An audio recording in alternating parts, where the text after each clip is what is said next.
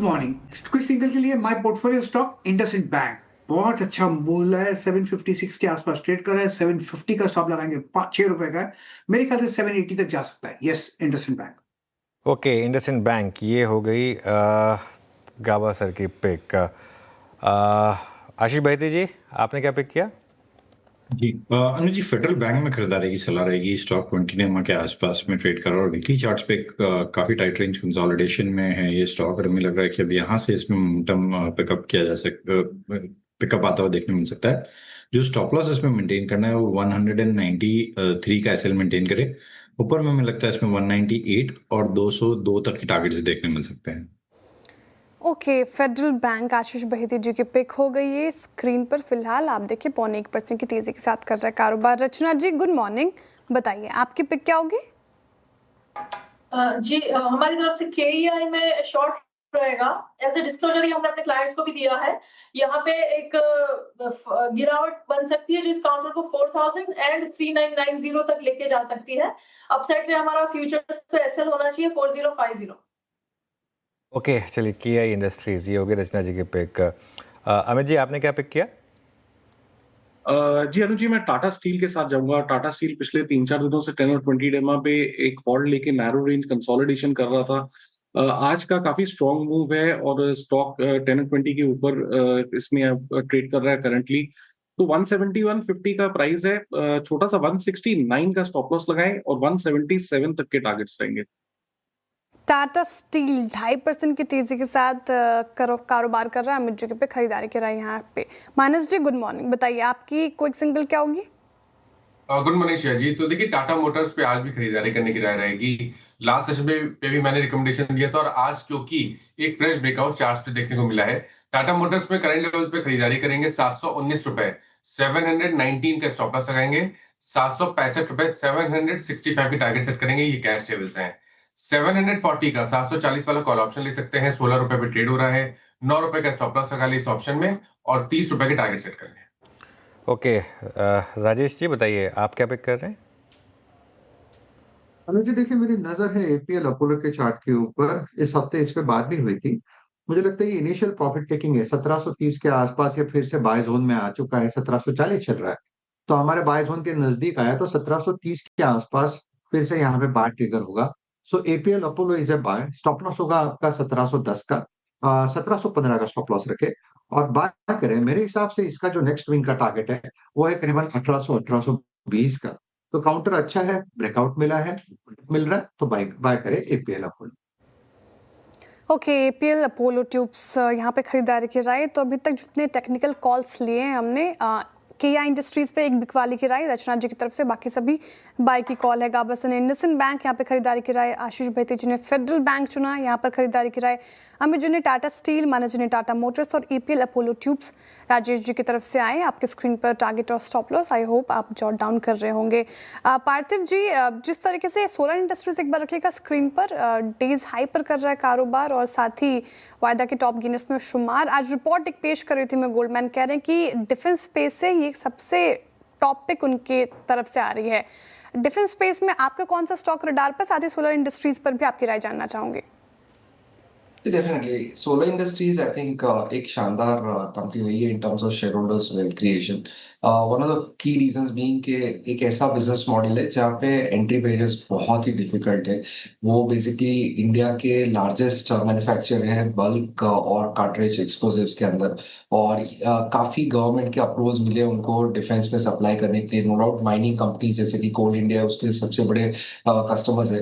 तो यहाँ पे भी जैसे इंडिया में अलग अलग माइनिंग, जैसे आयरन और माइनिंग होती है, बॉक्साइट होती है, कोल की माइनिंग होती है, उसमें उनका सबसे ज्यादा सप्लाई और एक मोनोपोलिस्टिक स्टैंड जैसा है सोलर इंडस्ट्रीज के लिए।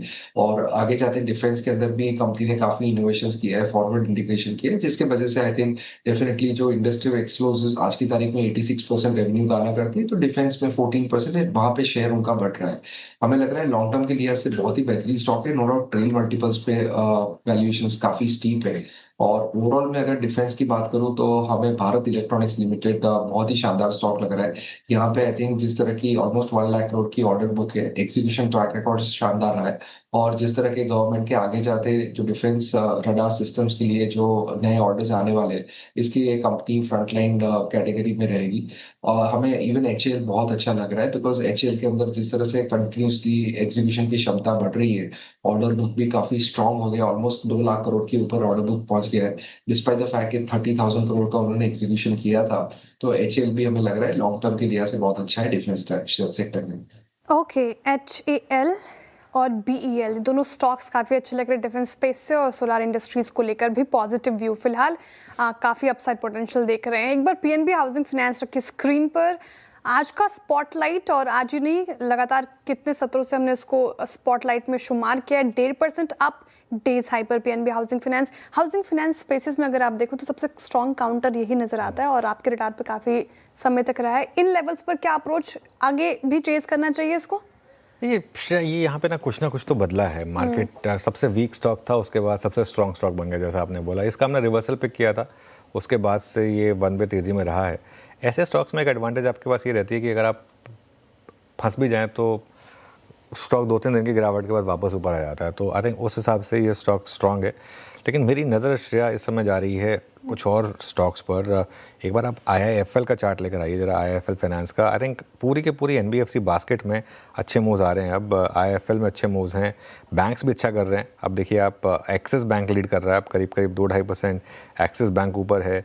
Indian bank, I think angel one देखिए आप, यहाँ पर अच्छे मूव्स हैं। तो कुछ आई थिंक कुछ स्टॉक्स हैं जहाँ पर ठीक ठाक इस समय आपको मूव्स दिखाई देंगे। ऑब्वियसली सोलार इंडस्ट्रीज़ अभी भी टॉप गेनर बना हुआ है, और इसके अलावा इरिडा में अच्छे मूव्स आए। और एक चीज़, एक बार निफ्टी IT देखते हैं, क्योंकि थोड़ा सा एक इंटरेस्टिंग है, लोअर लेवल से हल्की सी रिकवरी यहाँ पर आ रही है। लेकिन एंजल वन का चार्ट देखते हैं एक बार। राजेश जी, एंजल वन देखिए, वैसे काफ़ी वीक स्टॉक रहा है ये, लेकिन आज कुछ शॉर्ट कवरिंग के साइन दिख रहे हैं क्या यहाँ पर? दिख रहे हैं। इनफैक्ट मैं सोच रहा था इसे दूं या न दूं, लेकिन एनीवे आपने पिक किया। मुझे लगता है जिस तरह से यहाँ पे टेक्निकली, अब अगर आप डेली चार्ट देखें तो जो ओवरसोल्ड टेरिटरी से जो डाइवर्जेंस आ रहा है, इसने अपना 10 डे EMA रिगेन किया है, जो करीबन 2180 का था। एग्जैक्टली वही लो है।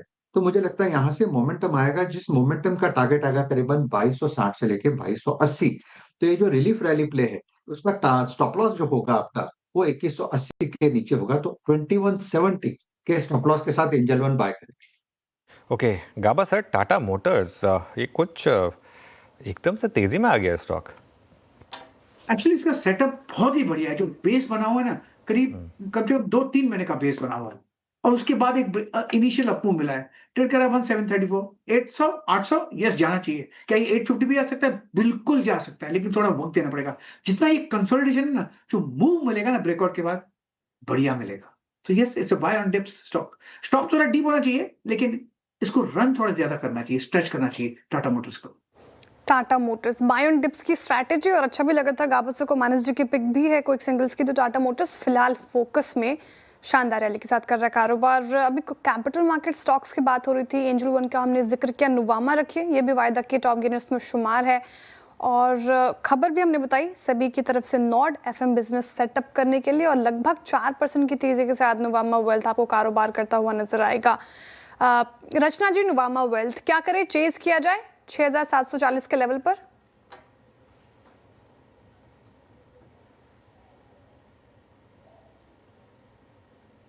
रचना जी म्यूट पर हैं आप, अनम्यूट कर लीजिए प्लीज। जी नुवामा वेल्थ में अभी के लिए तो मोमेंटम बना हुआ है, it is also crossing over above the 200 period average. तो चांसेस है कि यहाँ पे ये जो 2 दिन से मोमेंटम बना हुआ है, वो आगे इस काउंटर को 7000 एंड 7100 की तरफ आने वाले 1 मंथ के अंदर लेके जा सकता है। So it makes sense creating a position here and holding it with a stop loss of 6500। Meanwhile defence अच्छे मूव्स इस समय डिफेंस में आते हुए।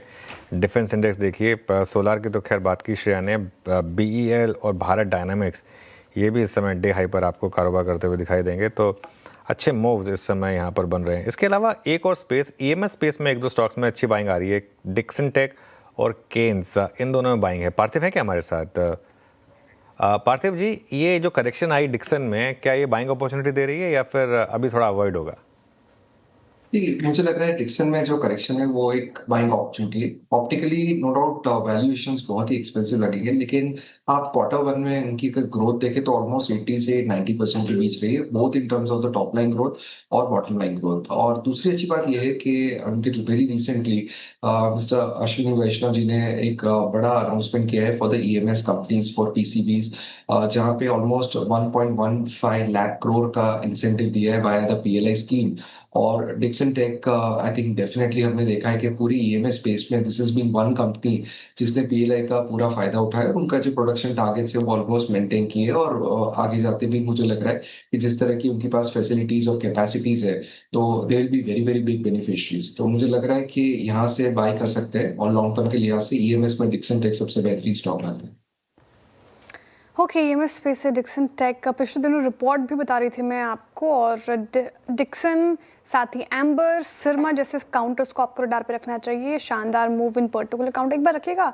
आज थोड़ा एम्बर एंटरप्राइजेस करेक्ट हुआ, सिरमा आज भी अप है 1% की तेजी के साथ। और याद होगा वेंसडे के सेशन में शानदार मूव 5% की तेजी के साथ। एक बार सिरमा पे भी चार्ट चेक लेना चाहूंगी। आशीष बहिते जी, सिरमा इसको आज चेज किया जाए क्या? जी सर जी, मोमेंटम काफी स्ट्रांग बना हुआ है इसका वीकली और डेली चार्ट्स दोनों में, और जिस हिसाब से वापस 20 डे में रीगेन कर रहा है डेली चार्ट्स पे, हमें लग रहा है यहाँ से एक अच्छा मूव देखने मिल सकता है। तो 860 के टारगेट्स के लिए इसमें खरीदारी की जा सकती है। जो स्टॉप लॉस इसमें मेंटेन करना है वो एक्जैक्टली 800 पे एसएल मेंटेन करें।